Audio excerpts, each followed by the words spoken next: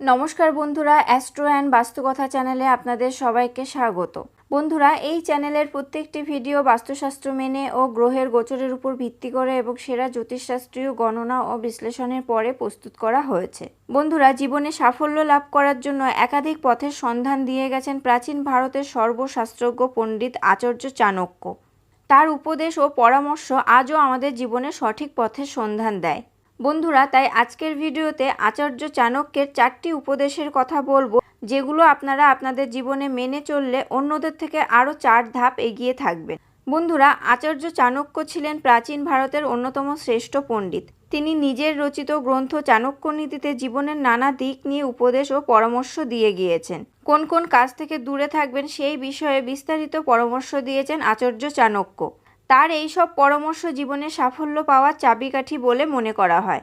এখন আপনাদের বলবো আচার্য চাণক্যের 4টি মহামূল্যবান উপদেশ। প্রথমেই বলবো, নমনীয় হতে হবে। জঙ্গলে সোজা গাছকে কেটে ফেলা হয়, কিন্তু ঝুঁকে পড়া গাছ দাঁড়িয়ে থাকে। চাণক্য বলেছেন যে জীবনে খুব বেশি সোজা সাপটা না হওয়াই ভালো।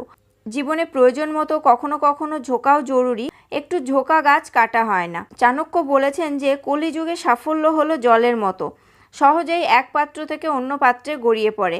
তাই জীবনে বুদ্ধি করে চলার পরামর্শ দিয়েছেন তিনি।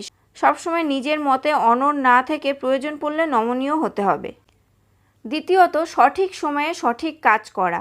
আপনি যদি নিজের ভবিষ্যৎকে সুন্দর করে সাজাতে চান, তাহলে সঠিক সময়ে সঠিক কাজ করা জরুরি এবং সঠিক বন্ধু বেছে নেওয়া দরকার।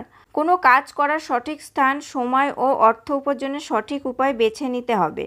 এর পাশাপাশি অর্থ এবং নিজের এনার্জি কোথায় কতটা খরচ করবেন তাও আপনাকে সঠিকভাবে সিদ্ধান্ত নিতে হবে, তবেই জীবনে সাফল্য লাভ করতে পারবেন। তৃতীয়ত, সত্যকে কখনো ত্যাগ করা উচিত নয়। জীবনে চটজলদি সাফল্য পেতে আমরা অনেক সময় সত্যকে পরিত্যাগ করি। সত্যকে পরিত্যাগ করে মিথ্যের আশ্রয় নিয়ে যে সাফল্য পাওয়া যায় তা চিরস্থায়ী হয় না। নিজের রচিত শ্লোকে চাণক্য বলেছেন, যে ব্যক্তি সব কিছু পাওয়ার লোভ করে তিনি সত্যকে ত্যাগ করেন। যে নিশ্চিত অর্থাৎ সঠিককে ছেড়ে অনিশ্চিতের আশ্রয় নেয় তার সত্যও নষ্ট হয়ে যায়।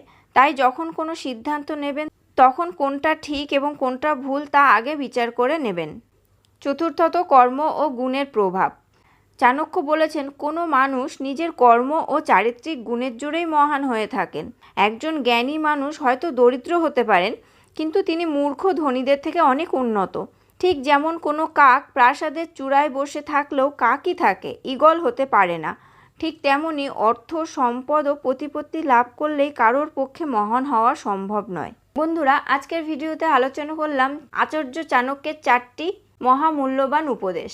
আপনাদের আজকের ভিডিওটি কেমন লাগলো অবশ্যই কমেন্ট করে জানাবেন। ভালো লাগলে লাইক ও শেয়ার করবেন এবং আমার চ্যানেলটি সাবস্ক্রাইব করে অবশ্যই বেল বাটনটি প্রেস করে দেবেন পরবর্তী ভিডিও নোটিফিকেশন পাওয়ার জন্য। আপনারা সবাই ভালো থাকবেন, সুস্থ থাকবেন। ধন্যবাদ।